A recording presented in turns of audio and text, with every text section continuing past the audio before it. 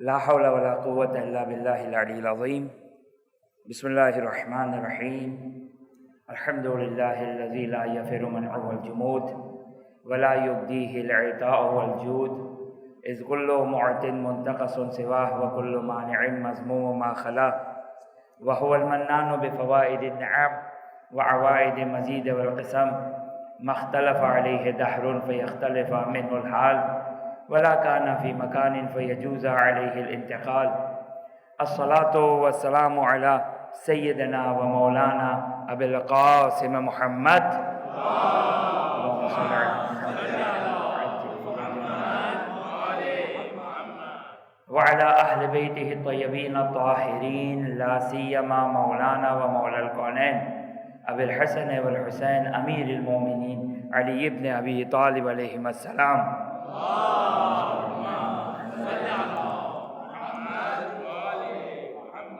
روحي وأرواح العالمين لتراب مقدمهم فداه، واللعن الدائم على أعدائهم إلى قيام يوم الدين. رب اشرح لي صدري ويسر لي أمري واحلل عقدة من لساني يفقه قولي. بسم الله الرحمن الرحيم. اللهم كن لوليك الحجة ابن الحسن صلواتك عليه وعلى آبائه في هذه الساعة وفي كل ساعة وليا وحافظا وقائدا وناصرا ودليلا وعينا، حتى تسكنه أرضك طوعا وتمتعه فيها طويلا.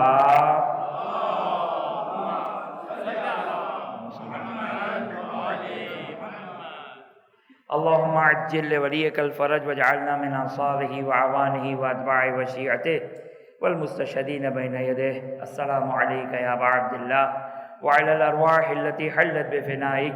عليك مني سلام الله أبدا ما بقيت وبقي الليل والنهار، ولا جعله الله آخر العهد مني لزيارتكم. السلام على الحسين وعلى علي بن الحسين وعلى أولاد الحسين وعلى أصحاب الحسين. اللهم لعن أول ظالم ظلم حق محمد وآل محمد وآخر تابع له على ذلك. اللهم لعن الإصابة التي جاهدت الحسين وشايعت وبايعت وتابعت على قتله. اللهم لعنهم جميعا. ایک درود پڑھتے محمد وآل محمد پر.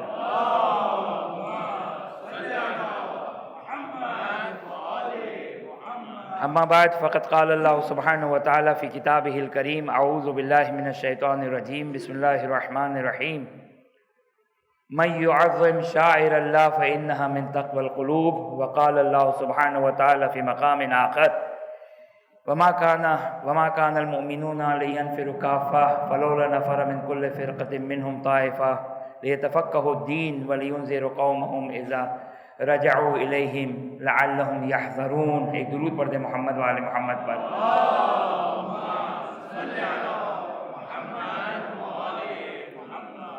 سب سے پہلے تو میں طلاب نجف اہل نجف کے طالب علموں کا شکریہ ادا کرتا ہوں، اس بات کا نہیں کہ مجھ سے مجلس پڑھوا رہے ہیں، اس بات کا کہ انہوں نے شاعر اللہ کی حفاظت کے لیے شاعر اللہ کے احترام میں اس مجلس کو منعقد کیا کہ انشاءاللہ خداوند متعال ان تمام طلاب کی تمام توفیقات، تمام حاجات کو اور تمام مشکلات کو دور فرمائے.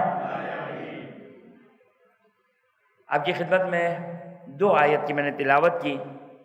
پہلی آیت ارادہ نہیں کیا تھا پہلی آیت کی تلاوت کا، لیکن بس یہاں پر بیٹھتے ہی میرے ذہن میں یہ القاء ہوا کہ میں اس آیت کی تلاوت کروں کہ من يعظم شعائر اللہ فإنها من تقوى القلوب، کہ جو شاعر اللہ کی تعظیم کرتا ہے یہ اس کے تقوی کی علامت ہے.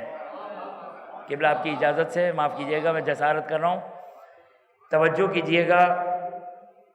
کسی مرجع کی مجلس کو منعقد کرنا،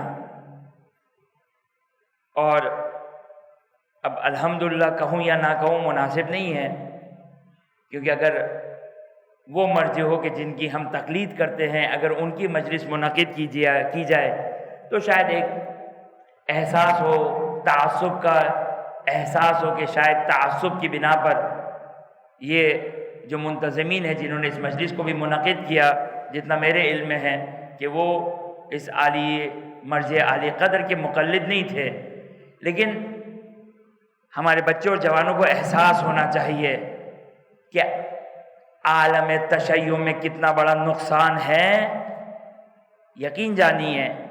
اور میں واقعاً تشکر کرتا ہوں، شکریہ ادا کرتا ہوں طلاب اہل نجف کا کہ انہوں نے اس شاعر اللہ کی حفاظت کے لیے اس مجلس کو منعقد کیا، کہ یقینی طور پر انشاءاللہ امام زمانہ اور اہل بیت اطہار علیہم السلام سے اجر پائیں گے، سلام اللہ علیہم اجمعین۔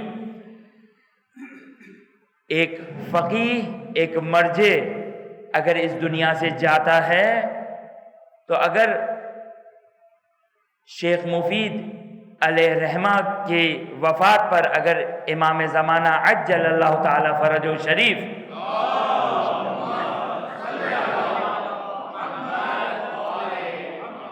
کا وہ مرثیہ نہ ہوتا تو شاید ہمیں احساس نہ ہوتا۔ اب مرثیہ تو ایک فقیہ کے لیے امام نے ارشاد کیا، لیکن امام شیخ مفید کے اس رحلت پر یہ مرثیہ، یہ اشعار ارشاد فرما رہے ہیں کہ جو ظاہر مرثیے کے مفہوم میں ہے، مفہوم مرثیے کے معنی میں ہے۔ لہٰذا امام کے جو الفاظ کی جو انشاءاللہ میں آپ کی خدمت میں بیان کروں گا کہ امام شیخ مفید کی علیہ رحمہ کی وفات پر جو آپ مرثیہ ارشاد فرما رہے ہیں، شیخ مفید یقینی طور پر ایک بہت بڑا نام ہے شیخ مفید کا عالم تشیع پر، عالم تشیع میں، لیکن یہ مرثیہ اور ان کے الفاظ بتا رہے ہیں کہ امام زمانہ علیہ الصلاۃ والسلام ہر وہ فقیہ، ہر وہ مرجع، ہر وہ کہ جس نے اپنی زندگی کو وقف کیا علوم آل محمد کی حفاظت کے لیے، علوم آل محمد کے نشر و اشاعت کے لیے، علوم آل محمد کے تحفظ کے لیے، نزدیک میں اطمینان ہے کہ امام اس قسم کے مرثیے ارشاد فرماتے ہوں گے کہ جو شیخ مفید علیہ رحمہ کی وفات پر آپ نے ارشاد فرمایا، یہ مرجع عالی قدر، میں زیادہ نہ ان کے حالات سے واقف ہوں اور نہ میں نے زیادہ جستجو کی کہ ان کے حالات کے حاصل کرنے کے لیے، اور نہ میرا کوئی خاص مقصد کہ میں ان کے حالات کو بیان کروں۔ میں در حقیقت آپ کی خدمت میں صرف ایک فقیہ مرجع کی عظمت کو بیان کرنا چاہ رہا ہوں کہ فقیہ کون ہوتا ہے، مرجع کون ہوتا ہے، اور آپ کی خدمت میں بس یہ چند دقائق لوں گا صرف اس چیز کو بیان کرنے کے لیے، لیکن اجمالی تعارف صرف آپ کی خدمت میں عرض کر دوں 2 یا 3 جملے اس مرجع عالی قدر کی عظمت کو سمجھنے کے لیے کہ واقعاً یہ میں جس علاقے میں گفتگو کر رہا ہوں یہ وہ علاقہ ہے کہ جو عام طور پر مراجعین، علماء اور فقہا سے قدیماً ببرکت مولانا صادق حسن صاحب جو ہے یہ وہ مجمع ہے کہ جو بخوبی واقف ہے اور ان کی قدر و قیمت کو جاننے والا مجمع ہے، لیکن اس کے باوجود بہرحال ایک مختصر سا ایک گلہ، ایک افسوس اور ایک اظہار تعصب ہے کہ جو ہمیں ایک مرجع کی رحلت اور وفات کے اوپر جس طرح اس کو ان کی وفات کی مجالس کو برپا کرنا چاہیے تھا، اس انداز سے یہ مجلسیں برپا نہ ہو سکی۔ اور میں نے آپ کی خدمت میں عرض کیا میں انتہائی چھوٹا طالب علم ہوں، انتہائی حقیر طالب علم ہوں، میرے پاس صلاحیت نہیں ہے کہ میں کسی قسم کا کوئی اجتہاد کروں، لیکن یہ جو میں نے آپ کی خدمت میں آیت کو سرنامہ کلام قرار دیا، من یعظم شعائر اللہ، یہ جو میں اس آیت کی تطبیق کر رہا ہوں، اس آیت کو امپلیمنٹ کر رہا ہوں، اس آیت کا مصداق بیان کر رہا ہوں، یہ میں اپنی طرف سے نہیں کر رہا ہوں بلکہ ایک اور فقیہ کہ فی الحال چھوڑ دیجئے، ایک اور فقیہ کے استفتاء کے جوابات کی بنا پر میں نے یہ امپلیمنٹ اور یہ تطبیق کی کہ فقیہ شاعر اللہ میں سے ہے، اللہ کی نشانیوں میں سے ہے، ان کی مجلس برپا کرنا، ان کی مرکز کی زیارت کرنا، اور یہ در حقیقت یاد رکھیے گا یہ فقیہ کا احیا نہیں ہے، فقیہ کو زندہ کرنا نہیں ہے، یہ فقیہ کی تعریف کرنا مقصود نہیں ہے، بلکہ یاد رکھیے گا یہ تطبیق ہے، یہ اس حدیث کا مزداج ہے کہ جس کو میرا اور آپ کا چھٹا امام امام جعفر صادق علیہ السلام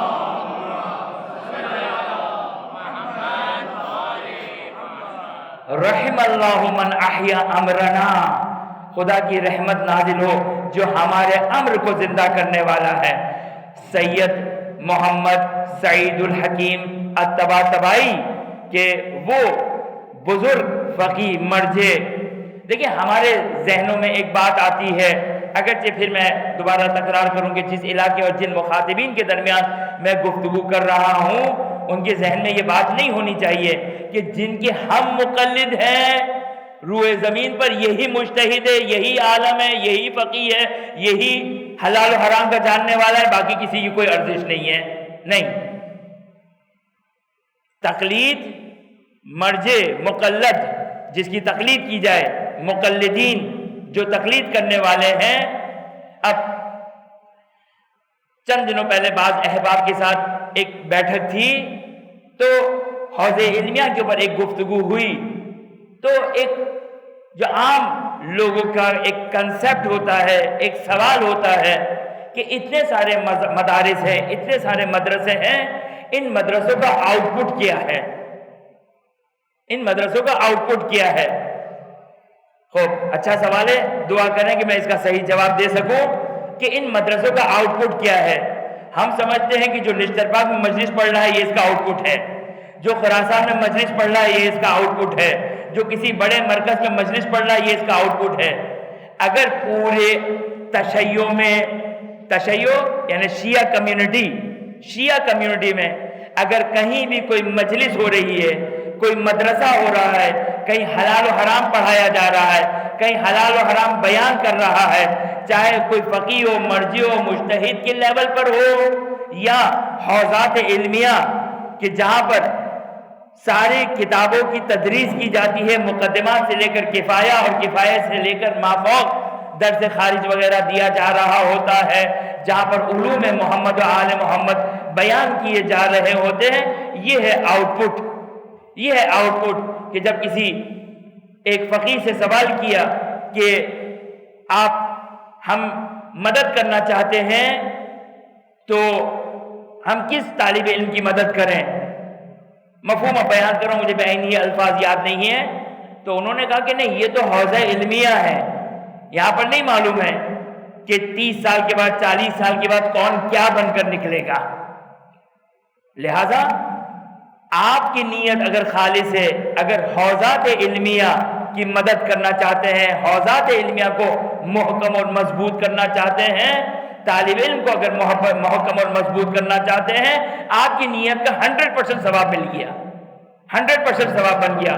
میں ایک جملہ کہتا ہوں، ہمیں مادہ پرست نہیں ہونا چاہیے، یہ بھی ایک مادی فکر ہے کہ ہمیں پتہ چلے کہ ہم جس کی مدد کر رہے ہیں، جو ابھی جامع المقدمات پڑھ رہا ہے، یہ کیا مرجع بنے گا، کیا یہ فقیہ بنے گا، کیا یہ مجتہد بنے گا، کیا اس کی تقلید ہوگی یا نہیں ہوگی، یہ بھی ایک مادی نگاہ ہے، ایک مادی نظر ہے۔ یہ جو حوزات علمیہ قائم ہیں، آج توجہ کریں، شیعہ جہاں پر توحید کے دروس دیے جاتے ہیں، توحید پڑھائی جاتی ہے، جہاں نہج البلاغہ پڑھائی جاتی ہے، جہاں تفسیر کے دروس ہوتے ہیں، جہاں فقہ آل محمد کو بیان کیا جاتا ہے، یہ تمام انہی حوزات علمیہ کا نتیجہ ہے۔ یہ جتنے بھی حوزات علمیہ ہیں یہ اس کا نتیجہ ہے۔ شیخ مرتضیٰ، شیخ عبد الکریم حائری، شیخ طوسی کو علم غیب نہیں تھا، توجہ کیجئے گا، شیخ طوسی نے نجف کا حوزہ علمیہ بنایا، شیخ عبد الکریم حائری نے قم کا حوزہ علمیہ بنایا، علم غیب نہیں تھا کہ اس کے بعد اس حوزہ علمیہ میں اگر نجف کا حوزہ علمیہ ہے تو آخوند خراسانی آئیں گے، شیخ مرتضیٰ انصاری آئیں گے، آغا نائنی آئیں گے، آغا عراقی آئیں گے، اور شہید اول و شہید ثانی و علامہ ہلی جنہوں نے جس بھی حوزے سے پڑھا ہو، ان کو کوئی علم غیب نہیں تھا۔ آپ قربت اللہ کوئی کام کیجئے، باقی برکت دینا خدا کا کام ہے.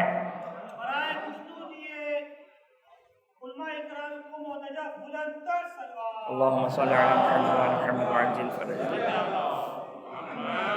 شیخ توسی نے 1000 سال پہلے، توجہ کریں کیا اخلاص تھا، 1000 سال پہلے ایک حوضہ علمیہ بنایا، کس طرح بنایا، جو بھی بنایا، اس کے بعد کی یہ برکتیں ہیں. شیخ عبدالکریم حائری نے قم کا حوضہ علمیہ تشکیل دیا، اس کے بعد کی وہ برکتیں ہیں کہ جو ہم دیکھ رہے ہیں. لہٰذا توجہ کیجئے گا کہ یہ حوضات علمیہ ہیں کہ جس کے وجود سے کیا ہے حوضات علمیہ.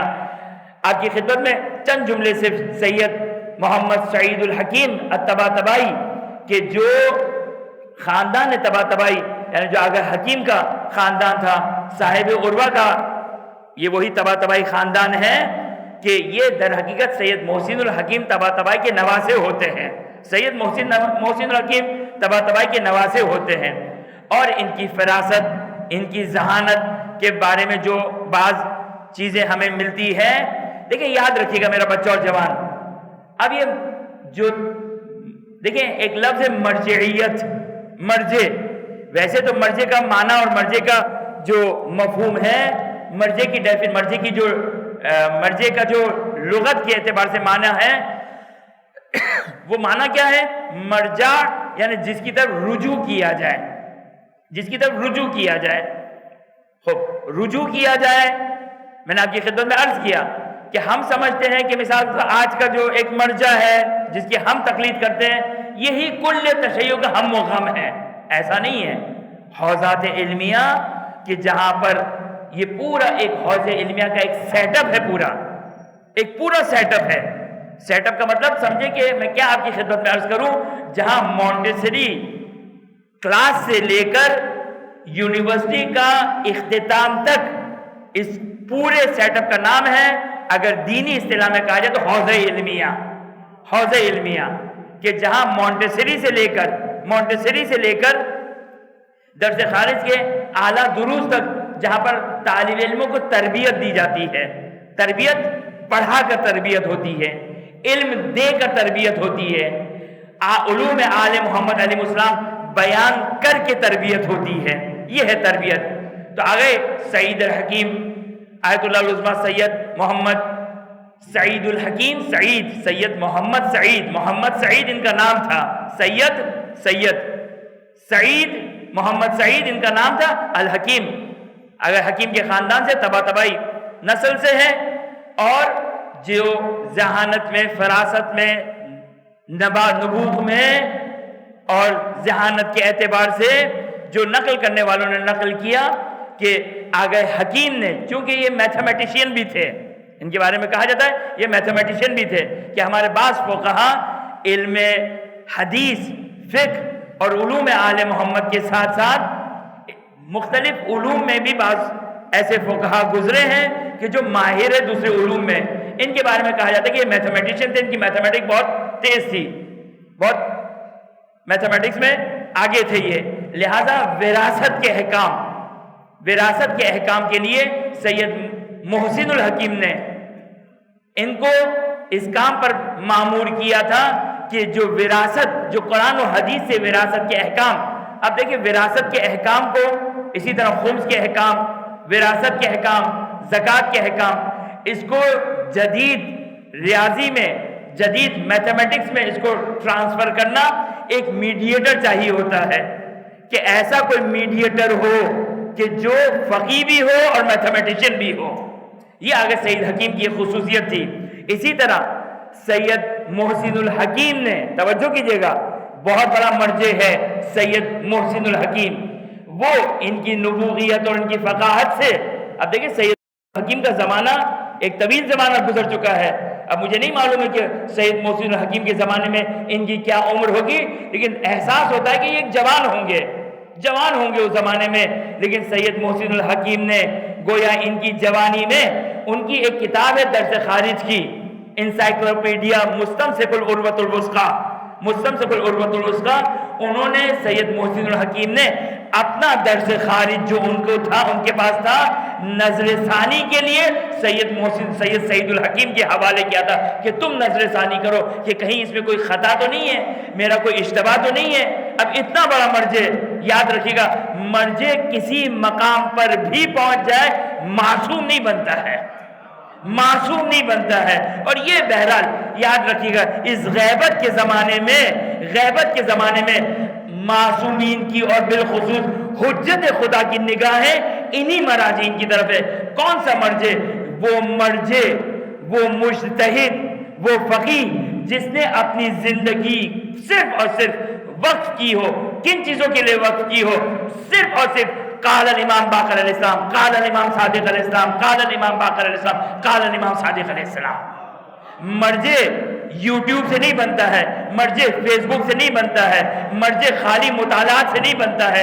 میں ان طالب علموں سے مخاطب ہو کر کہہ رہا ہوں، اگر دیکھیں یاد رکھیے گا مرجع میں بننا یہ کسی بھی مرجع کا، یاد رکھیے گا کوئی بھی مرجع جب حوزہ علمیہ میں آتا ہے تو اس دید سے، اس نظر سے، اس فکر سے نہیں آتا ہے کہ مجھے مرجع بننا ہے۔ اس کے تو آباء و اجداد اور اس کی تو ارواح کو بھی نہیں پتا ہوتا ہے کہ یہاں تک میں پہنچ جاؤں گا۔ یہ ایک لطف الہی ہوا کرتا ہے کہ اس مقام تک پہنچ جائے، اور وہ مقام کی توجہ کیجیے گا، ایک مقام ہے مقام مرجعیت اور ایک ہے مرجع بالفعل۔ یہ دو اصطلاح کی ذرا تشریح کر دو آپ کی خدمت میں۔ مقام مرجعیت یعنی یہ فقیہ، یہ مجتہد، یہ انسان قابل ہے کہ اس کی تقلید کی جائے، جس کی تقلید کی جائے اس کو کہتے ہیں مرجع۔ مرجع کا معنی کیا میں نے؟ مرجع کا معنی جس کی طرف رجوع کیا جائے، جس کی طرف جایا جائے، جس سے استفتاء کیا جائے۔ چونکہ وہ مجتہد عالم ہوتا ہے عام طور پر جس کی تقلید کی جا رہی ہوتی ہے وہ مرجع ہوتا ہے۔ آپ اپنا سوال کس سے پوچھیں گے؟ اپنے عالم سے پوچھیں گے، اپنے مجتہد سے پوچھیں گے۔ لہذا جس کی آپ تقلید کرتے ہیں اس کو کہتے ہیں مرجع۔ مرجع میم رے جیم عین، رجوع، جن کی طرف رجوع کیا جائے۔ مرجع یعنی جس کی تقلید ہو۔ بس ہر فقیہ جتنے بھی حوزات علمیہ میں فقیہ ہے، دیکھیں ہمارے پاس جب قم اور نجف کے فقہا کی بات آتی ہے تو ہمارے پاس اگر ہم سے کوئی پوچھتا ہے تو 5 6 7 8 نام ہوتے، اس سے زیادہ نام نہیں ہوتے۔ لیکن حوزات علمیہ میں کتنے ہی ایسے فقہاء بالمسلم موجود ہیں کہ نعوذ باللہ من ذالک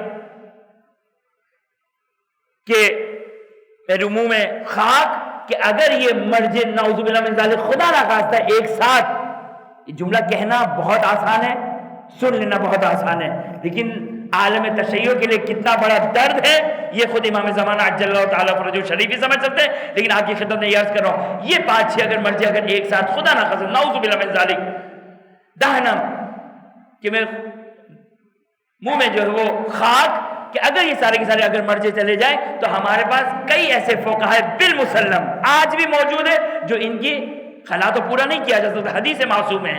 اگر ایک عالم اس دنیا سے جاتا ہے روئے زمین پر ایسا خلا ہوتا ہے کہ جو پر نہیں کیا جا سکتا۔ امام معصوم فرما رہے ہیں یہ ایک خلا ہے، 100 سال کی محنت چلے گئی، 100 سال کی محنت چلے گئی، ہمیں احساس نہیں اس بات کا۔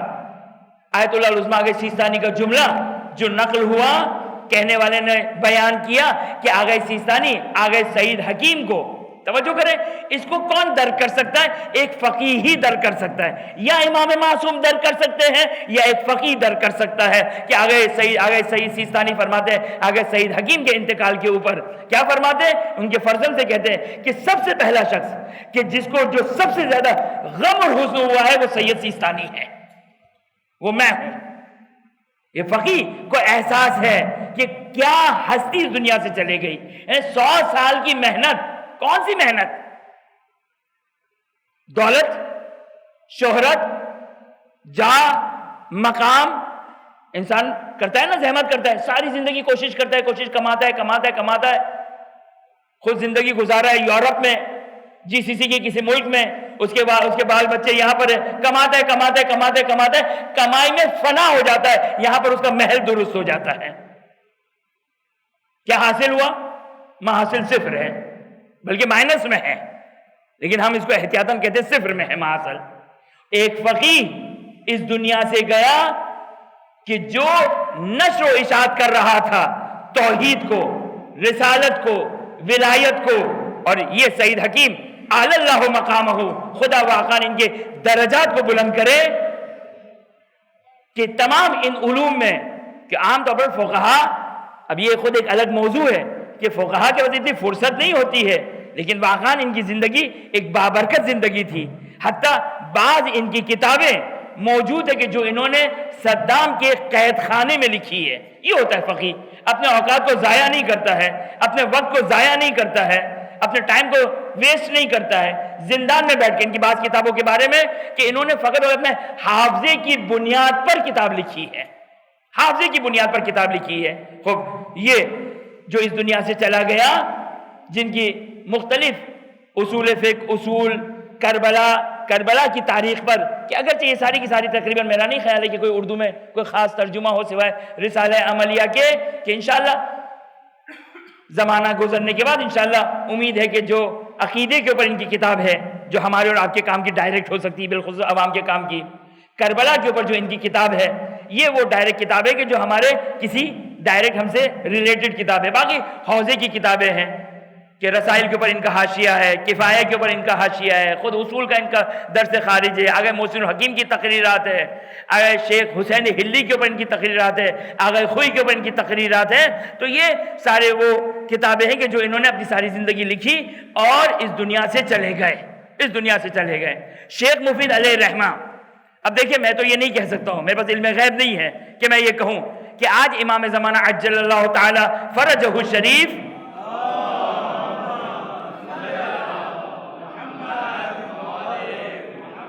کس غم اور حزن کی کیفیت میں ہوں گے مجھے نہیں معلوم ہے، لیکن میں نے آپ کی خدمت میں عرض کیا نزدیک میں اطمینان، کیونکہ مجھے معلوم ہے شیخ مفید کی امام زمانہ سے کوئی رشتہ داری تو نہیں تھی، بلکہ جو رشتہ تھا وہ علوم آل محمد کا رشتہ تھا، وہ علم، توحید اور یہی حلال و حرام کا رشتہ تھا.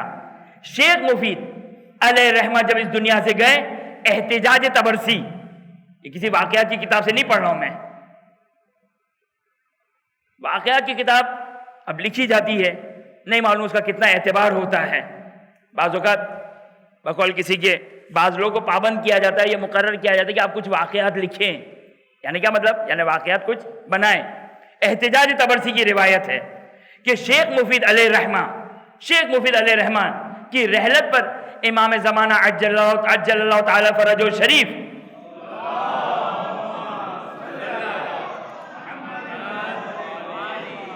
ان اشعار کو بیان کرنے سے پہلے، اچھا شیخ مفید بغداد کے فقہا میں سے تھے.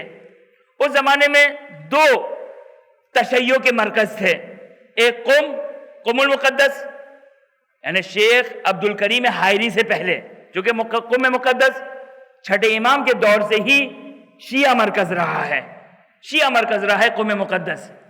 تو تشیع کے علماء کے اعتبار سے اب آج لاکھ فقہا علماء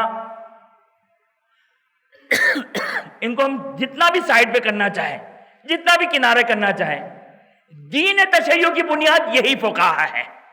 اگر ان کو آپ نے نکال دیا تو تشیع کے پاس کچھ نہیں ہے. آپ کا حدیث ہے، کہاں سے آئی حدیث؟ کہاں سے آئی آپ کے پاس حدیث؟ شیخ یعقوب کلینی نے دی، شیخ طوسی نے دی، شیخ صدوق نے دی، شیخ مفید نے دی، سید مرتضیٰ نے دی. ان کے علاوہ وحی آئی ہے آپ پر، ہم پر وحی آئی ہے؟ نہیں. یہی وہ فقہا ہیں کہ جن کے بارے میں چھٹے امام کیا ارشاد فرماتے ہیں، یہ انشاءاللہ میں آپ کی خدمت میں بیان کروں گا آگے جا کر.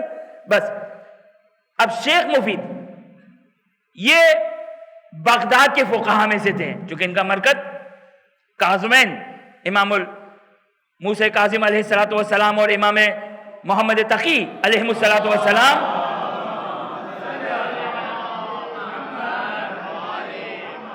کے جوار میں، یعنی واقعاً کیا فضیلت ہے. یہی فضیلت بس ہے شیخ مفید کی فضیلت کے لیے، یہی فضیلت بس ہے. جوار کاظمین علیہ السلام میں آپ کو وہ مقام، وہ جگہ حاصل ہوئی. اب توجہ کریں، ایک فقیہ کون ہوتا ہے؟ اگرچہ یہ اشعار شیخ مفید کے لیے ہے، شیخ مفید کے لیے اشعار ہے، لیکن سوال، شیخ مفید نہیں تھے. شیخ مفید ایک سمبل ہے.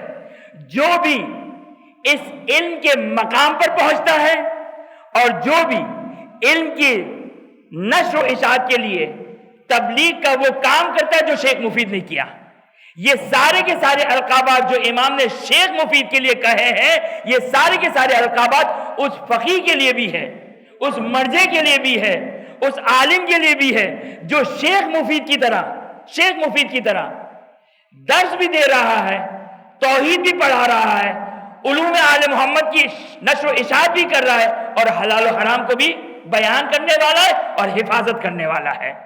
توجہ فرمایا آپ نے؟ لہذا یہ القابات، پہلے میں آپ کی خدمت میں القابات بیان کر رہا ہوں، یہ شیخ مفید، خود شیخ مفید کے لیے، اگرچہ شیخ مفید کو کہے تھے امام نے، امام کی القابات شیخ مفید کے لیے، لیکن یقین ہے مجھے اس بات کے لیے ہر وہ فقیہ ان القابات کے انڈر میں آئے گا جو شیخ مفید کے برابر ہے۔ کس چیز میں برابر ہے؟ کس چیز میں؟ ایک شیخ ہے، اگر کوئی ممکن ہے عالم سید ہو، کس چیز میں برابر ہو؟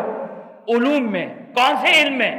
توحید ہو، عدل ہو، نبوت ہو، امامت ہو، قیامت ہو، اصول دین، مناظرہ، دین کی حفاظت اور حلال و حرام کی حفاظت۔ جو فقیہ اس کرائیٹیریا میں ہے، یہ سارے کے سارے امام زمانہ جل اللہ تعالیٰ فرج شریف کے القابات اس فقیہ کے لیے ہے۔ اب ذرا القابات آپ ذرا دیکھیے، یعنی ہماری گفتگو اگرچہ شیخ مفید نہیں موضوع، لیکن میں کیا کروں؟ کوئی حدیث تو نہیں بنا سکتا ہوں، یہ تو نہیں کہہ سکتا میرے خواب میں نعوذ باللہ من ذالک امام آئے تھے اور سعید حکیم کے لیے ان القابات کو بیان کیے۔ توجہ فرمانے، یہ خوابوں سے دین حل نہیں ہوا کرتے ہیں۔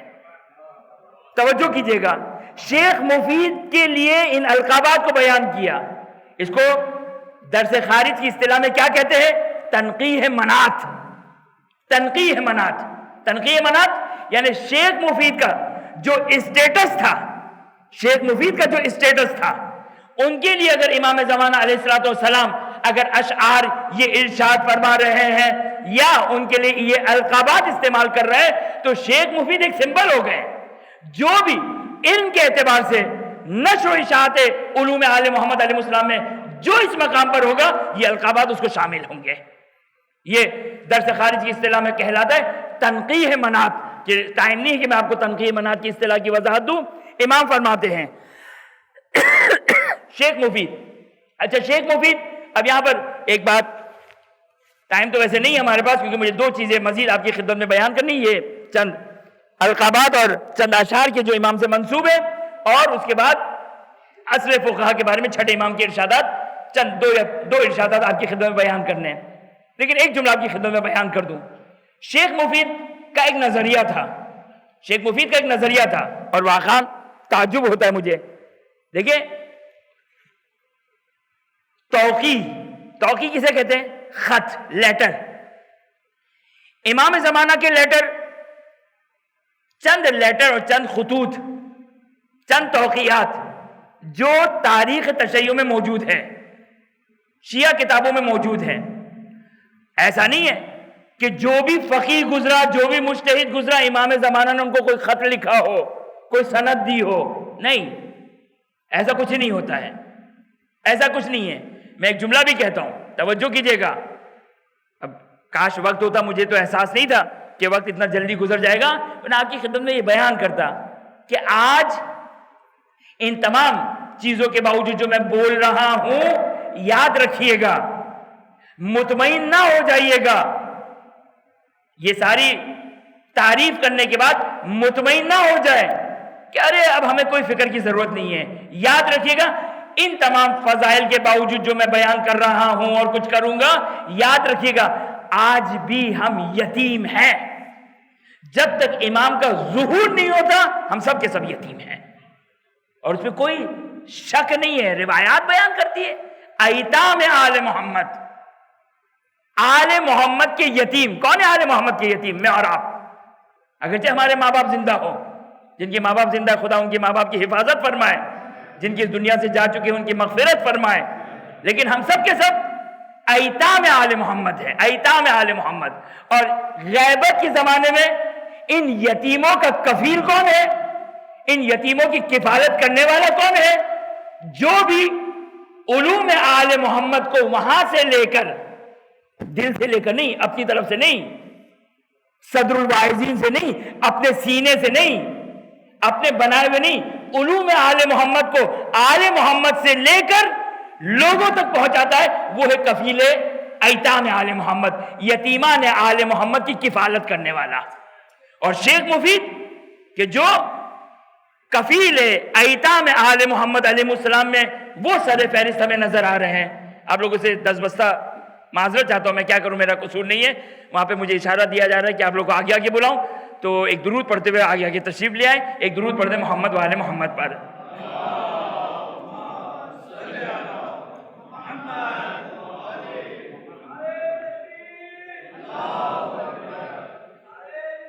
یا رسول اللہ،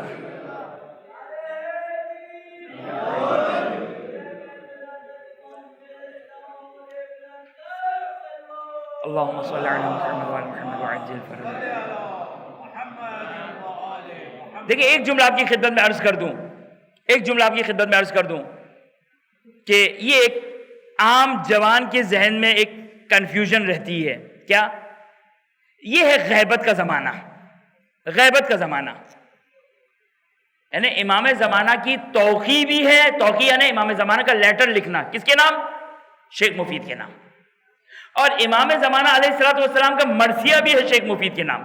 اس کے باوجود ہمارے فقہا میں شاید شیخ مفید سر فہرست آتے ہیں، اس کے علاوہ دوسرا میں نے نام نہیں سنا جو قائل ہے اس بات کے کہ غیبت کے زمانے میں امام زمانہ سے ملاقات نہیں ہو سکتی ہے۔ توقیع بھی ہمارے فقہا کے پاس توقیعات نہیں آتی ہے، لیٹر نہیں آتے امام زمانہ کے، میں نے نہیں سنا کسی اور کے کوئی مرجع کو گزرے ہو جن کو امام زمانہ کا لیٹر آیا ہو، نہیں میں نے نہیں سنا۔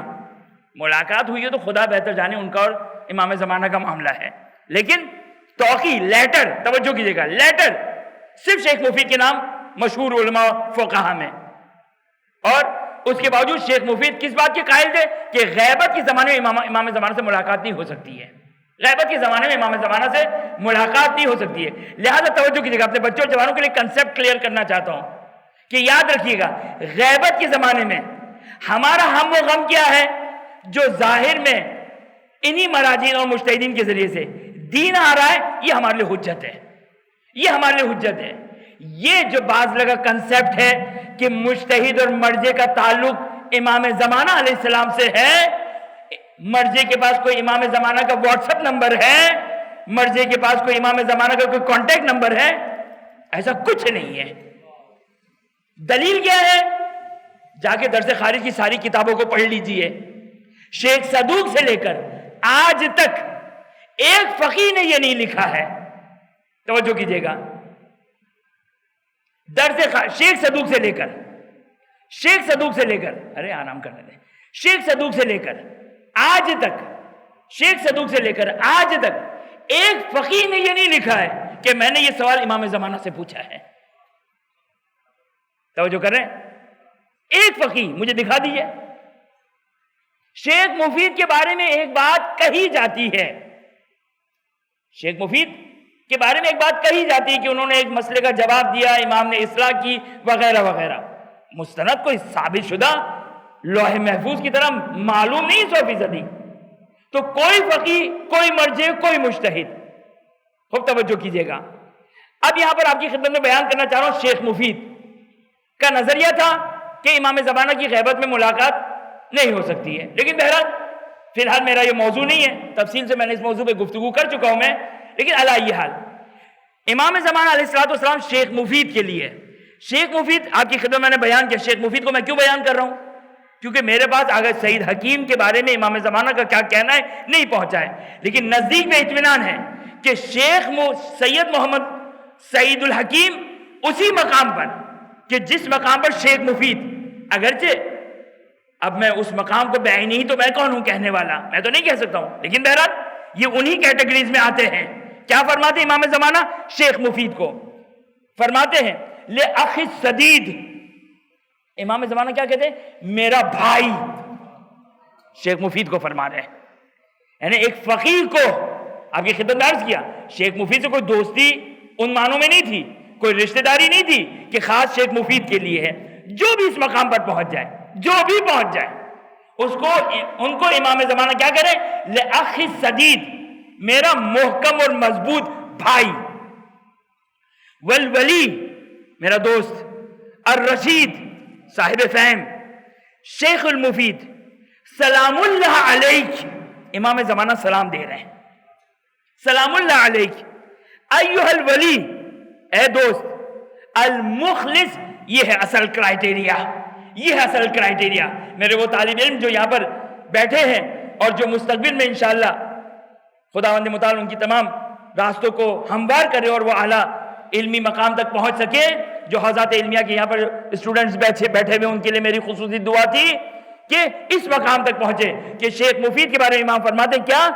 المخلص فینا، جو ہماری ذات میں مخلص ہے۔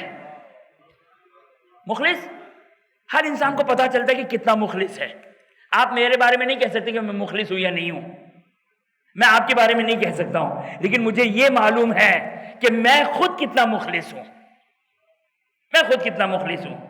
المخلص فینا، جو ہماری ذات میں مخلص ہیں، ان کے لیے شیخ مفید کا یہ جملات فرماتے ہیں ایک اور مقام پر، سلام علیک، اے شیخ مفید تم پر ہمارا سلام ہو۔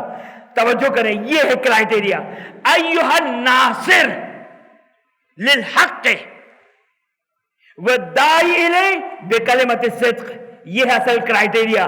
امام کا سلام آنے کا معیار کیا ہے؟ امام کا شیخ مفید کے لیے ان القابات سے پکارے جانے کا کرائٹیریا کیا ہے؟ وہ یہ ہے، کیا ہے کہ امام ارشاد فرماتے ہیں الناصر للحق، جو حق کی نصرت کرنے والا ہے، حق کی نصرت کرنے والا ہے۔ حق کہاں ہے؟ روڈوں پر، نعروں میں، کہاں پر حق ہے؟ حق چھپا ہوا ہے اصول کافی میں، حق ہے فروع کافی میں، حق ہے بہار الانوار میں۔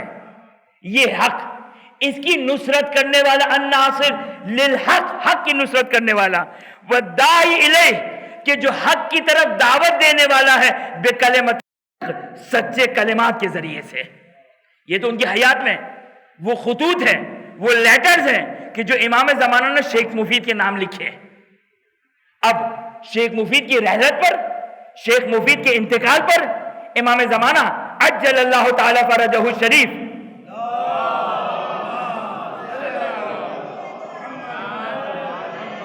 کا مرثیہ ذرا ملاحظہ فرمائیے، مرثیہ ہی کہوں گا اور کیا کہیں گے اس کو۔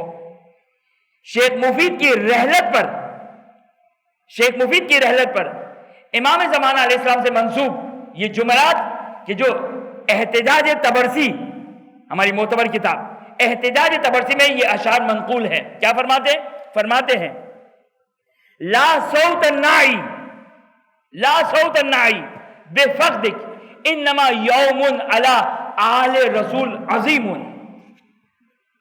کوئی مجھے غمناک خبر نہ دے آپ کی اس دنیا سے جانے کے بارے میں، اللہ اکبر، کوئی مجھے یہ غمناک خبر نہ دے کہ آپ اس دنیا سے چلے گئے۔ کون کہہ رہا ہے؟ امام زمانہ شیخ مفید کے بارے میں۔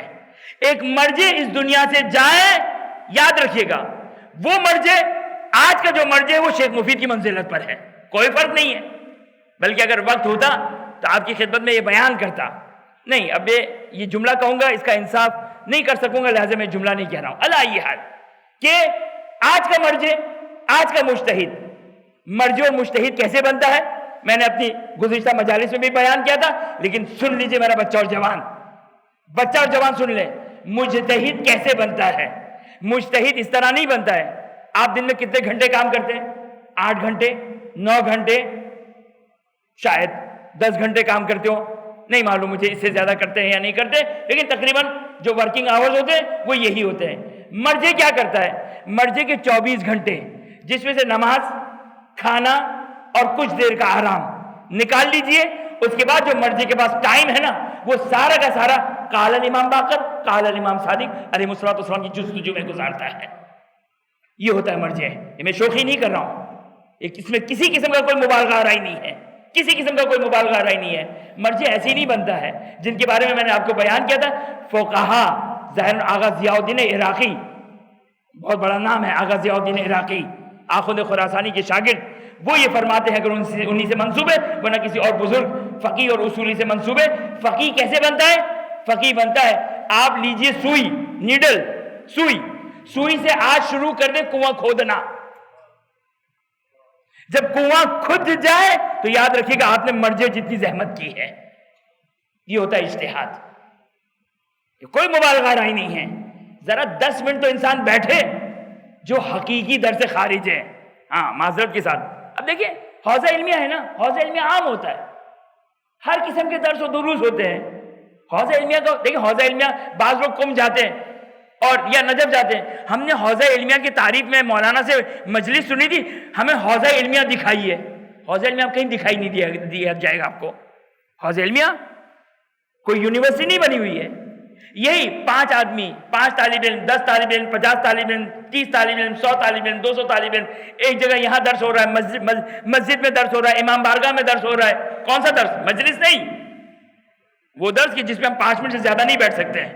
مجلس میں اگر تھوڑی سی مشکل گفتگو ہو جائے تو کیسے ہم پہلو بدلتے ہیں، وہاں پہلو بدلنا فرصت نہیں ہوتی ان کے پاس، کیونکہ وہ دقیق گفتگو کی جا رہی ہوتی ہے، مشکل ترین گفتگو کی جا رہی ہوتی ہے درس خارج میں۔ تو یہ حوزہ علمیہ، یہ حوزات علمیہ ہیں کہ جو تشکیل پاتا ہے ان چھوٹے چھوٹے دروس سے ایک حوزہ علمیہ تشکیل پاتا ہے۔ تو توجہ کی آپ نے کہ فقیہ اپنی ساری زندگی کو، ایک بات منسوب ہے آغائی سیستانی سے، اس قسم کی باتیں بعض فقہا سے منسوب ہے۔ توجہ کیجئے گا کہ فقیہ اپنے ٹائم کو کتنا، اس کے پاس قلیل ٹائم ہوتا ہے کیونکہ اس کے پاس کام بہت زیادہ ہے۔ اب مجھے ایگزیکٹلی نام یاد نہیں ہے، لیکن نقل کرنے والے نے نقل کیا کہ آگے سیستانی آگے حکیم کے درس میں جایا کرتے تھے، آگے خوئی کے درس میں نہیں جایا کرتے تھے، یا برعکس، ایک درس میں جاتے تھے، ایک درس میں نہیں جاتے تھے۔ ظاہر آگے حکیم کے درس میں جاتے تھے، آگے خوئی کے درس میں نہیں جاتے تھے، اگرچہ شاگرد ہے آگے سیستانی آگے خوئی کے، لیکن نہیں جاتے تھے۔ تو کسی نے کہا کہ آپ آگے خوئی کے درس میں نہیں جاتے، کہا میرے گھر سے آگے حکیم کا جو درس ہے، مثلا اب ایگزامپل دے رہا ہوں، وہ 5 منٹ کے فاصلے پر ہے، آگے خوئی کا جو درس ہے وہ 10 منٹ کے فاصلے پر ہے۔ کتنے منٹ ہے یہ؟ 5 منٹ۔ یہ تو ہم چٹکیوں میں جو وہ گزار لیتے ہیں، چٹکیوں میں ہم ضائع کر لیتے ہیں، لیکن فقیہ کے لیے یہ دقائق، یہ دقیقے، یہ ثانیے، یہ منٹس اتنے امپورٹنٹ ہوا کرتے ہیں۔ اسی کو اس کو پڑھنا ہے، اس کو معلوم ہے مجھے کیا پڑھنا ہے، کس طرح پڑھنا ہے، کیسا پڑھنا ہے۔ لہٰذا آپ نے ملاحظہ فرمایا مجتہد، آپ سیرت پڑھیں مجتہد کی۔ یہ میں خاص وجہ سے یہ بیان کر رہا ہوں، یہ خاص وجہ سے بیان کر رہا ہوں کہ آپ مجتہد کی سیرت پڑھیں، کہ مجتہد کی سیرت کہاں گزری ہے، کن استادوں سے پڑھا ہے، کس طرح پڑھا ہے۔ یاد رکھیے گا معجزے نہیں ہوا کرتے ہیں، ایسا نہیں کہ کوئی فقیہ امیر المومنین کے حرم میں گیا، بھائی مجھ سے تو پاک و پاکیزہ ہے نا، انشاءاللہ آپ مجھے اجازت دیں گے میں یہ جملہ کہہ دوں، ہم اور آپ سے زیادہ پاک و پاکیزہ وہ مجتہد، وہ مرجع۔ ایسا نہیں ہے کہ اگر نجف اشرف میں ہے اور اگر قم میں ہے تو بی بی معصومہ قم سلام اللہ علیہ کے حرم میں، اگر نجف اشرف میں ہے تو امیر المومنین کے حرم میں، اور جا کر صبح سے شام تک وہ مرجع تسبیح لے کر بیٹھ گیا یا امیر المومنین کچھ عطا کر دیں۔ نہیں، کوئی فقیہ مجھے تاریخ تشیع میں ایسا نہیں ملا جس کو مرجعیت اور علم غیب سے عطا ہوا ہو۔ علم غیب سے عطا ہونا یہ سستی کی علامت ہے، یہ کاہلی کی علامت ہے۔ محنت کرو، کوشش کرو۔ یہ فقہا اپنی ہاتھ میں سوئی لے کر کنواں کھود رہے ہیں، زندگی لگائی ہے انہوں نے۔ لہذا تاریخ پڑھیں، مرجعیت کی تاریخ پڑھیں، فقہا کی تاریخ پڑھیں، کس طرح انہوں نے تحصیل علوم آل محمد علیہ السلام کے لیے اپنے وقت کو، اپنی زندگی کو خرچ کیا ہے۔ یہ میں خاص مقصد کے ساتھ بیان کرنا چاہ رہا تھا، امید ہے کہ انشاءاللہ میں نے پہنچا دیا ہوگا۔ اب امام کے جملے شیخ مفید علیہ رحمہ کی رحلت پر بس چند دقائق آپ کے لوں گا، آپ کی زحمتوں کو تمام کروں۔ توجہ کیجئے گا، امام زمانہ کے الفاظ، لا صوت النائی، کوئی غم کی خبر سنانے والا، آپ کی اس دنیا سے جانے کی غم کی خبر سنانے والا مجھے غم کی خبر نہ سنائے۔ انما یوم علی آل رسول عظیم، کہ آج آل محمد کے لیے بہت مصیبت کا دن ہے۔ یہ امام زمانہ فرما رہے ہیں۔ ان کنت، ہم نے تو کہا کہ چلا گیا ایک مرجع، کیا فرق پڑا کسی کے؟ میں تو پھر بھی حوضے سے منسلک ہوں نا، آپ لوگ تو حوضے سے بہت دور ہے. جب میرے اوپر کوئی اثر نہ ہوا تو آپ تو بہت دور ہیں، آپ کا تو کوئی قصور ہی نہیں ہے. آپ کو موٹیویٹ کرنے والے تو ہم ہونے چاہیے تھے. میں آپ کے اندر یہ موٹیویشن ایجاد کرتا، آپ کو احساس دلاتا کہ حوزات علمیہ کے لیے کتنی آفت کا دن ہے، کتنی مصیبت کا دن ہے. سنیے امام زمانہ کے الفاظ کیا فرماتے اس نقل کے مطابق، ان کنت قد غیبت فی حدث السرا فالعلم والتوحید فیک مقیم، کہ آپ جب قبر کے اندر چلے گئے، غائب ہو گئے، تو علم توحید اپنے ساتھ لے کر چلے گئے. یہ ہے فقدان، یہ ہے تشیع کا فقدان. علم چلا گیا. وہ جو سید حکیم کے سینے میں جو علم تھا، علوم آل محمد کا، امام زمانہ فرماتے توحید کا علم تھا، وہ چلا گیا، وہ دفن ہو گیا. رونے کا مقام ہے، افسوس ہونے کا مقام ہے کہ علم چلا گیا. عالم نہیں گیا، علم اپنے ساتھ علم لے کر چلا گیا. فالعلم والتوحید فیک مقیم، توحید اور علم آپ کے ساتھ چلا گیا. اب سنیے، جب کوئی علم دین دے رہا ہوتا ہے، توحید کا علم ہو، فقہ کا علم ہو، عقیدے کا علم ہو، اصول دین کا علم ہو، فروع دین کا علم ہو، احتجاج تبرسی میں علامہ تبرسی اس شعر کو بیان کر رہے ہیں کہ جب کوئی علم دے رہا ہو تو امام زمانہ عجل اللہ تعالیٰ فرج الشریف کی فرحت اور خوشی کا کیا عالم ہوتا ہے. فرض سنیے کہ امام فرماتے ہیں والقائم المہدی علیہ السلام،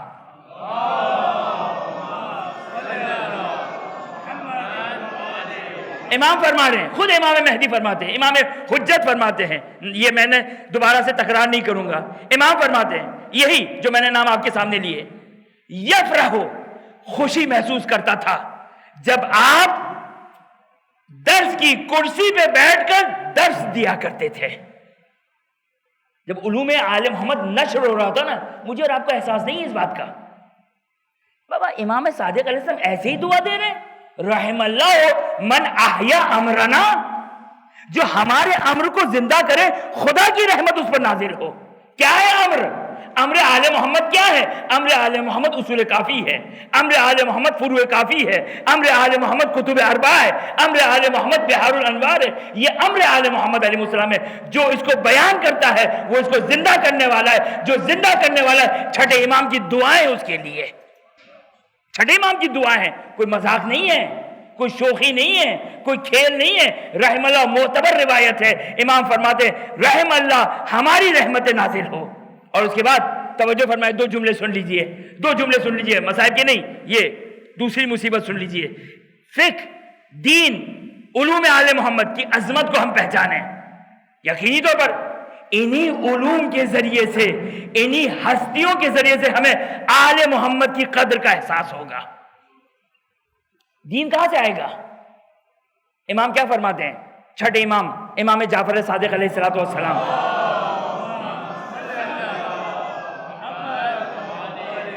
توجہ کیجئے گا. چھٹے امام فرماتے ہیں ما اجد احدن من احیا ذکرنا و احادیث ابی علیہ السلام الا زرارہ، محمد ابن مسلم، ابو بصیر مرادی، برید ابن معاویہ اجلی یا بجلی. امام کیا فرماتے ہیں؟ امام فرماتے ہیں، چھٹے امام فرماتے ہیں میں نے کسی کو نہیں پایا. کیا مقام ہے، کیا مقام ہے. امام فرماتے ہیں میں نے نہیں پایا کسی کو کہ جس نے ہمارے امر کو زندہ کیا ہو اور میرے بابا کی احادیث کو زندہ رکھا ہو، سوائے زرارہ کے، محمد ابن مسلم کے، ابو بصیر مرادی کے اور برید ابن معاویہ کے. اور اس کے بعد امام فرماتے ہیں ہؤلاء حفاظ الدین. انبیاء کیوں آتے ہیں؟ دین بیان کرنے کے لیے. آئمہ جو دین کی حفاظت کرنے والے ہیں. آئمہ تو چلے گئے، دین کی حفاظت، دین کہاں تک پہنچے گا، دین کیسے پہنچے گا؟ چھٹے امام فرماتے ہیں یہ جو میں نے چار نام لیے، زرارہ، محمد ابن مسلم، ابو بصیر، برید ابن معاویہ، یہ جو 4 نام لیے، امام فرماتے ہیں ہؤلاء حفاظ دین اللہ ہے، یہ اللہ کے دین کے محافظ ہیں. امناء دین اللہ فی حلالہ و حرامہ. آج حلال و حرام ایک کھیل ہو چکا ہے، مذاق ہو چکا ہے، حلال و حرام کی کوئی وقت نہیں ہے. امام زرارہ محمد ابن مسلم ابو بصیر کی تمجید و تعریف کر رہے ہیں اور کہہ رہے ہیں کہ ایسے مجھے نہیں ملے کہ جو میرے بابا کی حدیث کو حفاظت کرنے والے ہو، جو دین کے محافظ ہو، جو حلال و حرام میں دین کے امین. امین کس کو کہتے ہیں؟ امین کس کو کہتے ہیں؟ امانت دار کو کہتے ہیں نا. امانت کس کو کہتے ہیں؟ میں نے آپ کو 100 روپے دی امانت اور میں نے کہا کہ فلاں تک پہنچا دیجئے گا، آپ نے پورے احترام کے ساتھ، پوری دیانت کے ساتھ اس کو پہنچا دیا، اس کو کہتے ہیں امین. حلال و حرام کے امین، حلال و حرام بنانے والے نہیں. توجہ کیجئے گا، حلال و حرام بنانے والے نہیں، یہ غیروں کی شریعت میں ہوتا ہے. جہاں قیاس اور استحسان کی بنا پر حلال و حرام بنائے جاتے ہیں، یہاں پہ ہے امانت جو لوح محفوظ سے آل محمد پر نازل ہوئے، وہ حلال و حرام عوام تک منتقل کرنے والے امین کا نام ہے زرارہ. محمد ابن مسلم، ابو بصیر، برید ابن معاویہ عجلی. اور ظاہر ہے یہ وہ 4 افراد تھے، سر فہرست تھے، لہٰذا ان کو وہ کریڈٹ ملے گا. لیکن یاد رکھیے گا، یہی شیخ صدوق تھے نا، یہی شیخ مفید ہے، یہی شیخ طوسی ہے، یہی شیخ یعقوب کلینی ہے، یہی سید مرتضیٰ ہے، یہی سارے فقہا ہے کہ آج اگر ہمارے پاس دین آیا، ڈائریکٹ زرارہ نے دیا آپ کو، مجھے نہیں، محمد بن مسلم نے دیے نہیں، ابو بصیر نے دیے نہیں، علیہم الرحمہ، خدا کی رحمت ہے ان سب کے اوپر. لیکن اب جو واسطے تھے صحیح ہے، میں نہیں کہہ رہا ہوں، توجہ کریں، میں یہ جرأت نہیں رکھتا کہ شیخ صدوق کو زرارہ زمان کہوں، شیخ مفید کو محمد ابن مسلم زمان کہوں. نہیں کہہ سکتا ہوں. میں کیسے کہوں کہ آج کا مرجع زرارہ زمان ہے، آج کا مرجع محمد ابن مسلم زمان ہے، جن کے بارے میں چھٹے امام نے کہا یہ 4 ہیں، اور اس کے بعد عجیب جملہ کہا کہ یہ وہ 4 ہیں جو دنیا اور آخرت میں سب سے پہلے ہم سے ملاقات کریں گے. سب سے پہلے ہم سے یہ ملاقات کریں گے. وجہ کیا تھی؟ دین کی حفاظت کرنے والا، دین کی حفاظت کرنے والا. یہ ہوتا ہے مرجع، یہ ہوتا ہے مجتہد، یہ ہوتا ہے فقیہ. اگرچہ ایک جملہ آپ کی خدمت میں عرض کر دوں کہ زرارہ کا مقام سن لیا نا، کیا کہا امام نے زرارہ کو؟ کہ یہ حفاظ ہے، دین کی حفاظت کرنے والے ہیں. امام صادق سلام اللہ علیہ فرماتے ہیں کہ یہ امین ہیں، دین خدا کی حفاظت کرنے والے ہیں. کیونکہ یہ پہلی فہرست میں تھے نا، ڈائریکٹ آل محمد سے علم لینے والے تھے، لہذا ان کو یہ کریڈٹ ملا. ممکن آج کا فقیہ، ایک جملہ کہہ رہا ہوں جس کی وضاحت نہیں کر سکوں گا، لیکن سن لیجئے تاکہ ہمیں احساس ہو کہ کسی کو اوپر کسی کا نام دینے سے پہلے ہم دیکھیں کہ امام کس کو یہ کریڈٹ دے رہے ہیں. زرارہ کو یہ کریڈٹ دے رہے ہیں، محمد بن مسلم کو یہ کریڈٹ دے رہے ہیں. لیکن عجب نہیں، شیخ مرتضیٰ انصاری، آخوند خراسانی، حتیٰ شیخ مفید، شیخ طوسی، علمی لحاظ سے، دقت کے اعتبار سے اور گہرائی کے اعتبار سے ممکن ہے زرارہ سے بڑھ کر ہو. توجہ کر رہے ہیں میری بات کو؟ علم کے اعتبار سے، دقت کے اعتبار سے ممکن ہے زرارہ سے بڑھ کر ہو. آج کا فقیہ ممکن ہے کیا؟ یہ تو میں بڑی احتیاط سے یہ جملہ کہہ رہا ہوں، ورنہ تو جازمیت کے ساتھ اور قاطعیت کے ساتھ کہہ سکتا تھا، لیکن میں نہیں کہہ رہا ہوں. لیکن ممکن ہے آج کا فقیہ علمی اعتبار سے، دقت کے اعتبار سے، ڈیپتھ کے اعتبار سے، یا آپ کی اصطلاح میں کہہ دوں درایت کے اعتبار سے آج کے فقیہ کی درایت زیادہ ہوگی. آج کے فقیہ کی درایت زیادہ ہوگی.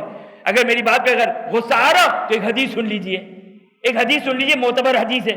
امام فرماتے ہیں کہ یہ جو سورہ توحید نازل ہوا ہے، سورہ توحید نازل ہوا ہے، امام فرماتے معتبر حدیث میں کیا فرماتے ہیں امام کہ آخر زمانے میں ایک قوم پیدا ہوگی جو سورہ توحید کو سمجھ سکے گی، جو اس کا حق ہے سمجھنے کا.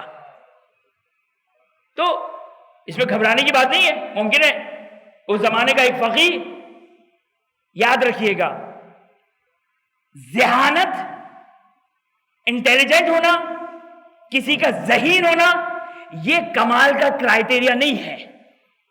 توجہ کیجئے گا.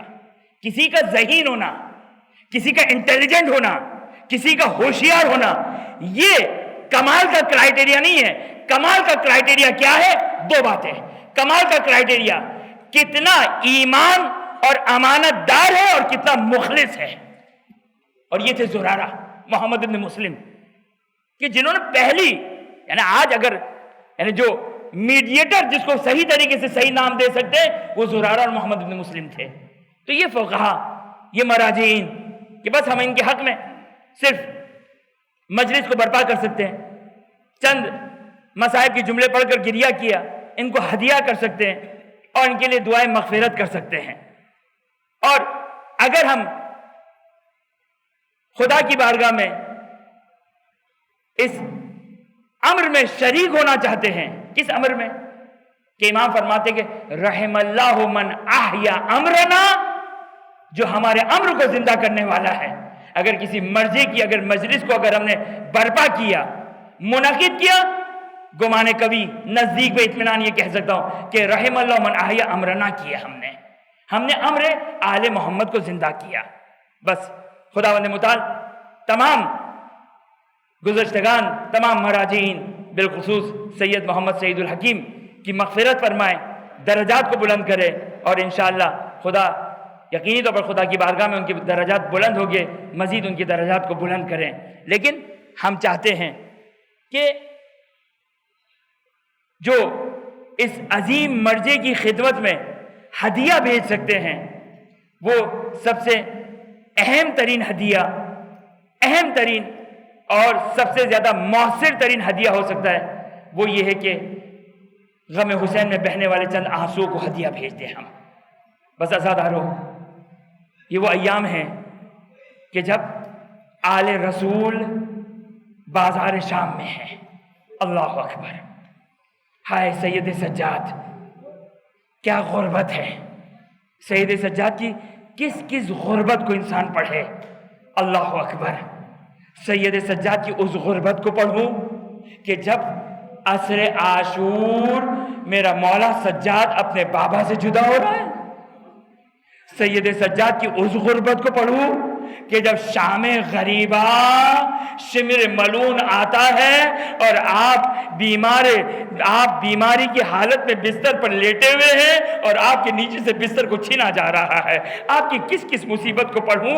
لیکن ہائے میرا مولا سجاد ہی یہ بیان کر دیتا ہے کہ میرے لیے سب سے بڑی مصیبت کون سی مصیبت ہے. کہ جب مدینے میں مقتل نے بیان کیا، جب مدینے میں کسی نے سوال کیا مولا آپ پر سب سے بڑی مصیبت کہاں پڑی، تو میرے مولا نے نہ علی اکبر کی شہادت کا تذکرہ کیا، نہ قاسم کی پامالی کا تذکرہ کیا، نہ 6 مہینے کے اصغر کی شہادت کا تذکرہ کیا، نہ چچا قاسم نہ چچا عباس کے بازو کٹنے کا تذکرہ کیا، نہ بابا کی شہادت کا تذکرہ کیا، نہ شام غریبہ حسین کی پامالی کا تذکرہ کیا. مگر ایک جملہ کہا الشام الشام الشام. ہائے میرا مولا سجاد شام کی کیا مصیبتیں تھی. مقاتل بیان کرتے ہیں، میرا مولا سجاد یہ کہتے ہیں ہائے شام کا بازار وہ بازار تھا جہاں پہ بیویوں کو پھوپھیوں کو ہائے بے مقنع و چادر نامحرموں کا مجمع ہے، بازار لگا ہوا ہے، شادیاں بجائے جا رہے ہیں، پھوپھیوں کو اور بہنوں کو اس مقام سے گزارا جا رہا. مولا سجاد کہتے ہیں ہمیں ان محلوں سے گزارا گیا جو کن کا محلہ تھا، یہودیوں اور عیسائیوں کا محلہ تھا. اور منادی ندا دے رہا تھا اے نصرانیوں، اے عیسائیوں، اے یہودیوں، آؤ اپنے آبا و اجداد کا بدلہ لے لو. یہ اسی کے فرزند ہے، ارے جس کے جد نے خیبر و خندق میں تمہارے آبا و اجداد کو قتل کیا تھا. ہائے ذرا تصور کرے منادی یا ندا دے رہا اور وہاں پر جب سن رہے ایک مرتبہ کسی کے ہاتھ میں پتھر آیا ہے، ہائے بیویوں پر سید سجاد پر پتھر مارے جا رہے، میرا مولا سجاد کہتا ہے اسی اثنا میں ایک آگ میرے سر پر آ کر گری، ہائے میرا امامہ، مولا سجاد ہاتھ بندھے ہوئے امامہ نکالے تو آگ بجھائے تو کس طرح بجھائے؟ ایک مرتبہ مولا سجاد کہتے ہیں آگ امامے میں پیوست ہو گئی، آگ امامے کو لگ گئی، ایک مرتبہ امامہ جلتے جلتے میرے سر تک آگ پہنچ گئی، میرا مولا سید سجاد، میرا مولا سید سجاد کہتا ہے شام شام کیا ہوا شام میں؟ مولا سجاد کہتے ہیں، مولا سجاد کہتے ہیں ہمیں غلام فروشوں کے بازاروں سے گزارا جا رہا، غلام فروشوں کے بازاروں سے گزارا جا رہا، ارے ہمیں اس حد تک لے کر آ گئے، ہمیں بیچنا چاہتے تھے، یہ تو خدا کا اذن نہ ہوا کہ ہمیں فروخت نہ کر سکے۔ سید سجاد ساری زندگی اپنے بابا کا ماتم کر رہے، اس انداز سے ماتم کر رہے، پانی دیکھا بابا یاد آ گیا، کھانا دیکھا بابا یاد آ گیا، یہاں تک کہ اگر کسی دودھ پیتے بچے پر نگاہ پڑ جائے اصغر کی شہادت یاد آ جائے۔ مقاتل نے بیان کیا یہاں تک کہ سید سجاد اگر راستے کوچے سے اگر گزرتے ہوئے کسی قصاب کی دکان پہ نگاہ پڑ جائے کہ کوئی قصاب اپنے جانور کو ذبح کرنا چاہ رہا، طرف کر سید سجاد کہتے ہیں اے قصاب یہ بتا اس جانور کو ذبح کرنے سے پہلے پانی پلایا یا نہیں پلایا؟ قصاب طرف کر کہتا ہے مولا آپ کے نانا کا امتی کیسے ممکن ہے پانی کے بغیر ذبح کر دوں؟ ایک مرتبہ میرا مولا مدینے سے کربلا کا رخ کرے، اے نانا ذرا تشریف لائیے، آپ کا حسین 3 دن کا بھوکا پیاسا۔ وَسَيَعْلَمُ الَّذِينَ ظَلَمُوا أَيَّ مُنقَلَبٍ يَنقَلِبُونَ۔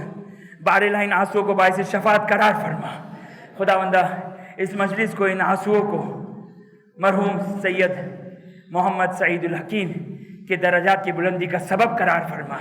خداوندہ تو یہ واسطہ دیتے محمد و آل محمد کا، حاضر مجلس مومن و منات منتظمین اور کل مومن و منات کی تمام جائز حاجات کو پورا فرما۔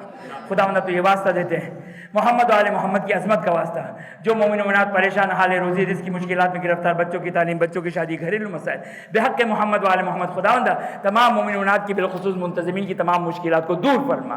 خداوندہ تو یہ واسطہ دیتے محمد و آل محمد کا واسطہ، حاضر مجلس مومن و مومنات کے مرحومین، کل مرحوم مومن و منات منتظمین کے مرحومین اور بالخصوص سید محمد سعید الحکیم تباہی اللہ مقامہ، خداوندہ تمام مرحوم مومنات کی مغفرت فرما، جوار معصومین میں جگہ عطا فرما۔ خداوندہ جو مومن و مومنات بیمار ہے خداوندہ بحق محمد و آل محمد صحت عاجلہ اور کاملہ عطا فرما۔